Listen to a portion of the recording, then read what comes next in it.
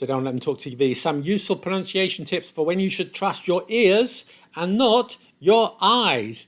And even if you're a native speaker of English, I'm sure you're going to find these surprising. And without further ado, let's go. No, I can't understand what you've done. Frankly, I can't believe it. Now, I'm sure you understood those sentences, but did you notice that in both phrases, I didn't say the T in can't? I can't understand what you've done. Can't understand. And it's not just me. In English, when we are speaking quickly and fluently, we usually leave out the T in can't. I can't eat them anymore. Then we can't expect that anything. Why can't we just use bioplastics? Something happens to me, I can't even help it. I know what you're thinking, but if you do that, people won't understand if you mean can or can't. No, absolutely not. That's wrong. And that's because in the affirmative, native speakers will normally pronounce can as kun. So the affirmative is kun and the negative is can. Can has two versions, a strong form, can, and a weak form, kun. Can sometimes, but most of the time, and certainly in fluent speech, we'll say kun. Here are some examples of the weak form. I can understand everything you're saying, but when I try to listen to other native speakers, I can't understand. I can understand why people might think. And unlike the dinosaurs, we can do something about it. So we have kun and can't. So there's no way to confuse these two words. There is an exception. If you're putting stress on the word, you must say can in the affirmative and can't in the negative. So, for example, I can speak French, but I can't speak Chinese. Or in the affirmative, yes, we can. Yes, we can. Never, never, never. Yes, we can. No. Stressing it, you must say can. Now it's your turn. Say these sentences using the can and the can. Can I have a coffee? No, I can't afford it. Did you get it? Easy, huh? If you want to improve your English pronunciation, then one of the most important things is to get feedback. Now, you could have an accent coach in your home, but if you can't do that, then there is an app that can help you. And I'd like to introduce you to Elsa Speak, who have kindly sponsored this video. Elsa uses cutting-edge AI technology to listen to you speaking and then gives you feedback on your pronunciation, fluency, and intonation, and compares you to a native speaker. Let me give you an example. So I've got this phrase here. It's been a wonderful trip so far. Now say I want to practice that phrase, but imagine I make a mistake. I say dip instead of trip. Let's see what happens. It's been a wonderful dip so far. Elsa has recognized the mistake, shown me where I've gone wrong and how I can correct it. So let me try and say it correctly. It's been a wonderful trip so far. With Elsa, not only can you improve your pronunciation, it currently has over 1,600 lessons on different topics where you can improve your vocabulary and learn lots of expressions. I've got two links in the description or QR codes on the screen if you prefer. One is for downloading Elsa for free and getting 7 days pro membership for free. And the other link gives exclusive discounts of 40% off 1 year membership and an amazing 85% off the lifetime membership. Thank you for Elsa Speak for sponsoring this video. Now we're going to look at Huda and his evil twin, Hooja. Do you know what they mean? Let me give you an example. Who'd have thought I could run a marathon with just 3 weeks training? This is John, who would have been a great champion if he hadn't had that accident. Did you get it? Huda means who would have, followed by past participle. Yes, 3 words become one. And it might be easier if you just think of it as one word, Huda. Sadly, Arthur, who would have been a great king. But who'd have thought when you're flicking through a book at bedtime or... Wow, who'd have thought we'd prefer her moment of silence? So in that case, what does huja mean? So it means who do you, but it can also mean who did you. Okay, do you can be pronounced ja. Who was at the party? Who'd you do it for? Who'd you talk to? Where'd you get the documents? And if you see could have or could have, it's often pronounced coulda. If you say should have or should have, it's often pronounced shoulda. You should have taken care of me just a little bit so I wouldn't have to take them dives for the short end money. You saw some money? You don't understand. I could have had class. I could have been a contender. I could have been somebody. You might also hear I would have, which can be said as I would have, or I'd have, or just Ida. Yes, that's right, Ida. And in the same way, he would have becomes he'da, you would have becomes you'da, etc., etc. There is also might have, that can be said as might have, or just mighta. Must have is must have, or muster. And ought to have is oughta. I'd have done it exactly the same way.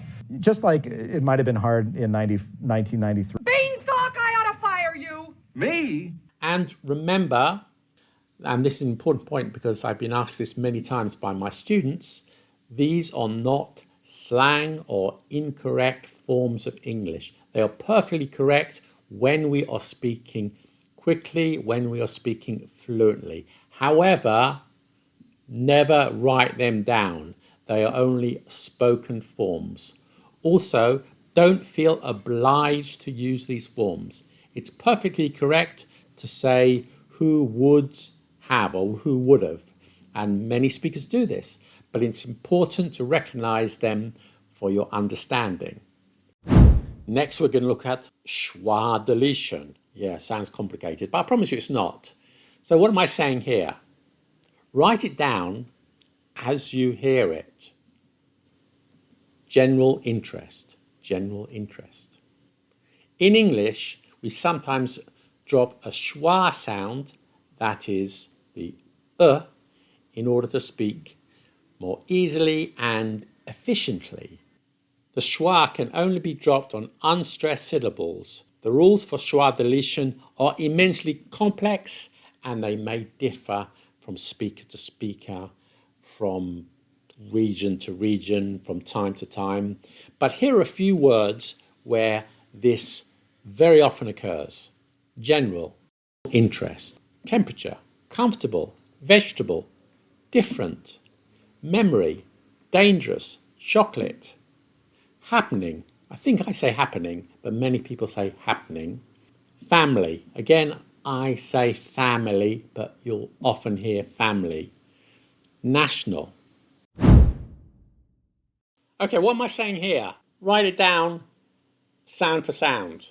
There's something there, but nothing in between. Okay, what did I say? Did you notice I didn't say in between? I said in between. My favourite sport is handball. Did you hear that I said handball and not handball? This is another example of assimilation. The B in ball is a plosive sound. Put your lips together and you blow, B.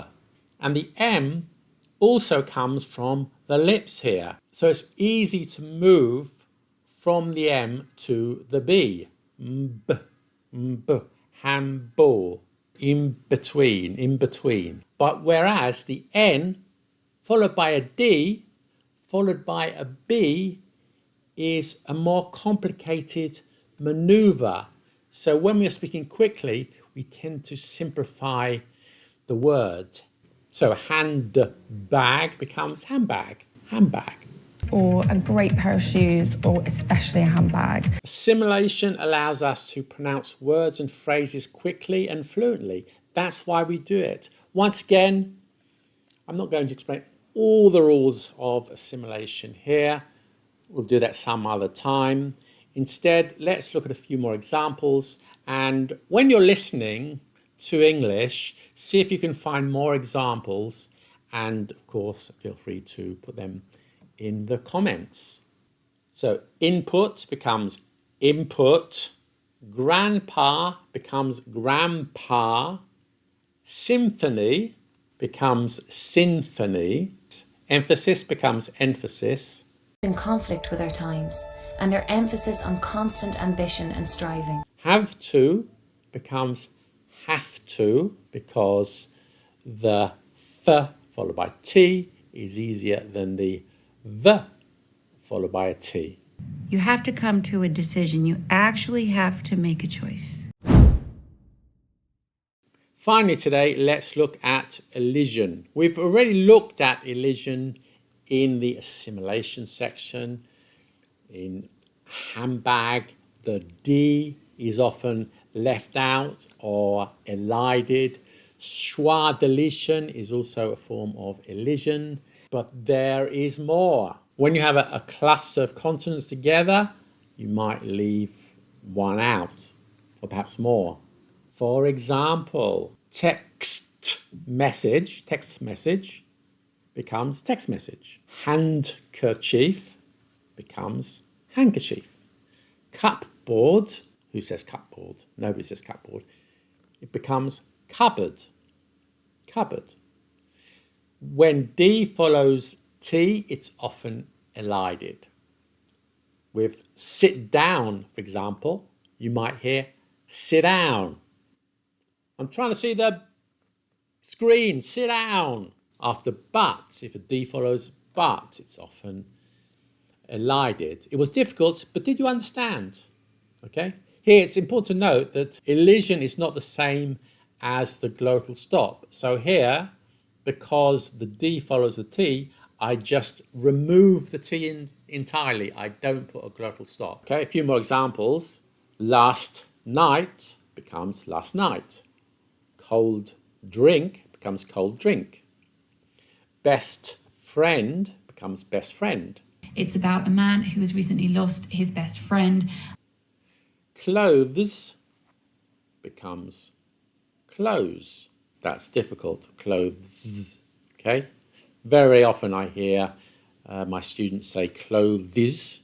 No, if you can't say it as one syllable, clothes, which is a little bit difficult even for native speakers, just say clothes. No one will notice a difference. I'm sure even I say that, clothes, like close the door. Okay, put on your clothes. Make sure your clothes are appropriate. Take off all your clothes, look in the mirror and say, that's what it is. That's my life. And what about the most difficult word to pronounce in the English language? Yes, I'm talking about fifths. Fifths. Who can say that? Not even native speakers can say that. So usually most people will say fifths. Fifths. And the cycle of fifths, what we're doing is making geometric shapes. And the same with the next one. Sixths. Impossible. Sixths. Six, that's K, an S, a th, an S, also has four consonants together. No, nobody would say that. Just say sixth.